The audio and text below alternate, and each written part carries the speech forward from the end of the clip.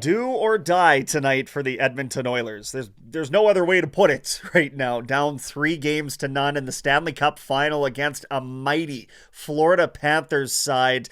Yeah, and there's a mighty goaltender. That's really been the difference in this series, if you ask me. 2 games here, not just one of them at this point. The last game, and certainly in game one as well, where Bobrovsky is solidifying his case, I would say, for the Conn Smythe Trophy and really giving me horrendous flashbacks to Tim Thomas of the Boston Bruins in 2011. I think I said that in the last video, so I won't go too far down that path. But Edmonton needs to find a way to solve this goaltender, and they were trying every single trick in the book in the last time out, whether it was shooting from different angles, crashing in traffic in front of the net, or even, I don't know if you caught Corey Perry basically sitting on Bobrovsky's head despite the best efforts of Sam Bennett and company. So the gamesmanship is there to try and knock the guy off his game. Just hasn't worked thus far. But I do suspect now, with Edmonton's backs right up against the wall, the season on the line tonight, that we are going to see the best and most front-footed offensive performance that we've seen in this series. Lineup-wise, you could realistically put any Oiler in there at this point, and I would just hope that they're all going to play with the same level of desperation. You can't overuse that word in this situation, and particularly the way that the series has gotten to 3 games to none.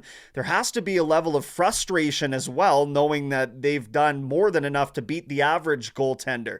If you look at the advanced stats, Bobrovsky's actually stopped 5 more shots than the average goaltender would, and Stuart Skinner has allowed 2 more goals than the average goaltender would. So I'm not saying that's the whole series right there, but I am saying it's at least a game and probably 2, and it cannot happen again here in game 4. Now, what we've learned about Kris Knoblauch every step of the way this season is that he is a cool hand Luke when it comes to these heavy-handed sort of moments. And so I hope that despite the immense amount of pressure on this team right now to extend the Stanley Cup or bust season, that they are also still able to embody some of what has brought them to the dance. And to me, that's the composure that comes with Kris Knoblauch.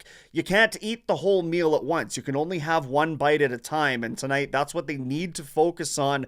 Florida, I mean, they're going to want to get this done and over with as soon as possible. Nobody wants to travel as much as is required for these two teams. So if Florida's not pushing hard to get this done tonight, I would be stunned. But Edmonton is going to have last change, and they've got the home crowd in there, and they did not do a great job of taking advantage of that out of the gate in game 3. So let's see if they can't turn the narrative on game 4. If not, could be the season on the line. But we'll think optimistically, and I will not make it as though this is the last pregame meal of the year. We'll be mucking a snack in a couple nights' time as they travel down there for game 5, right? Well, we hope so. And we're going to find out together just after 6 o'clock on 6:30 CHED.